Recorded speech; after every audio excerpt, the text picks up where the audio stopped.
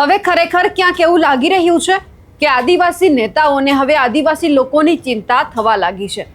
આ વાત અમે એટલા માટે કરી રહ્યા છીએ કારણ કે હવે જે સાગબારાના ખેડૂતો ધરણા ઉપર બેઠા છે, 200 થી વધારે લોકો આમરણાંત ઉપવાસ ઉપર અને ધરણા કરી રહ્યા છે, ત્યારે ખરેખર આદિવાસી નેતાઓને હવે એવું ક્યાંક લાગી રહ્યું છે કે આપણી જવાબદારી છે, આપણા લોકોની મદદ કરવી જોઈએ, આ લોકો માટે ઊભા રહેવું જોઈએ। અને એક પછી એક નેતાઓ છે સાગબારાના ખેડૂતોની મુલાકાતે જઈ રહ્યા છે અને આ બધાની વચ્ચે હવે મુલાકાત લીધી છે ચૈતર વસાવાના નજીકના ગણાતા અને જેલમાંથી હમણાં જ બહાર આવેલા રજની વસાવાએ। નમસ્કાર, આપ જોઈ રહ્યા છો નિર્ભય ન્યૂઝ અને હું છું આપની સાથે રિદ્ધિ। સાગબારાના ખેડૂતો છેલ્લા લાંબા સમયથી ધરણા કરી રહ્યા છે અને આ ધરણા બાબતે અલગ અલગ નેતાઓ છે એમને મુલાકાત પણ એમની કરી રહ્યા છે। આ બધાની વચ્ચે કોંગ્રેસના નેતા હોય, આમ આદમી પાર્ટીના નેતા હોય, બધા જ લોકોને એવું લાગે છે કે હવે આ મુદ્દો છે આદિવાસીનો બની રહ્યો છે અને આપણે હક અપાવવો જોઈએ, જેથી કરીને આ બધા જ લોકો એમની પડખે જઈ રહ્યા છે। વાલિયા જિલ્લા પંચાયતના જે સભ્ય છે રજની વસાવા અને તેમની ટીમ દ્વારા ધરણા પ્રદર્શન સ્થળની મુલાકાત લેવામાં આવી। લીલાબેન વસાવાની આગેવાનીમાં 200 થી વધારે લોકો જે ધરણા પ્રદર્શન કરી રહ્યા છે, પોતાના હક માટે જે લડત આપી રહ્યા છે, તેમને સમર્થન આપવામાં આવ્યું છે।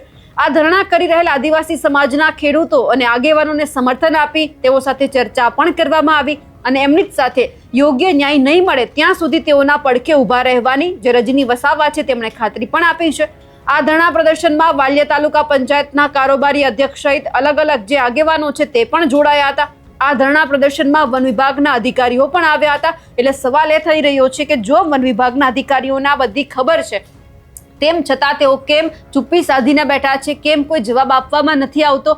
અત્યાર સુધી ભારતીય જનતા પાર્ટીના નેતા મનસુખ વસાવા, દર્શના દેશમુખ લડી રહ્યા હતા, લીલાબેન વસાવા છેલ્લા લાંબા સમયથી ધરણા કરી રહ્યા છે, પણ સવાલ એ છે કે આ વાત કેમ સરકારના કાન સુધી નથી પહોંચતી? એક તરફ મનસુખ વસાવા એવું કહે છે કે મુખ્યમંત્રી ભૂપેન્દ્ર પટેલ ગુજરાત આવશે તો ફરી એક વખત એમની સાથે ચર્ચા કરવામાં આવશે, પરંતુ સવાલ એ પણ છે કે દાદા ગુજરાત ક્યારે પાછા આવશે, ક્યારે ચર્ચા થશે ને કેટલા દિવસ છે આ ધરણા છે એ લંબાઈ શકે છે? ખેર, આ બધાની વચ્ચે આપણે હવે દ્રશ્યો ઉપર પણ નજર કરીએ અને સાથે રજની વસાવા દ્વારા શું કહેવામાં આવ્યું છે તે પણ સાંભળીએ।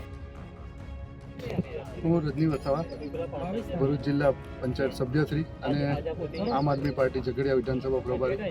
આજે અમે સાગબારા તાલુકાના ખોફી ગામ ખાતે છેલ્લા 13 દિવસથી લીલાબેન જે પોતાના જમીનના અધિકાર માટે સ્થાનિક ખેડૂતો સાથે જે ધરણા કરી રહ્યા છે, ત્યારે અમે એમના જે સમર્થનમાં અમે આજરોજ અમારી ટીમ સાથે અહીંયા ઉપસ્થિત રહ્યા છીએ। ત્યારે હું એટલું જ કહીશ કે એક જ રાજ્યમાં અને એક જ દેશમાં જ્યારે જમીન ખેડવાની વાત આવતી હોય ત્યારે ભાજપ સરકાર દ્વારા જ્યારે એવું વર્તન કરવામાં આવે છે કે જાણે ભારત પાકિસ્તાનના બોર્ડરના અલગ અલગ ખેડૂતો ખેતી કરતા હોય એવું આ લોકો વર્તન કરી રહ્યા છે।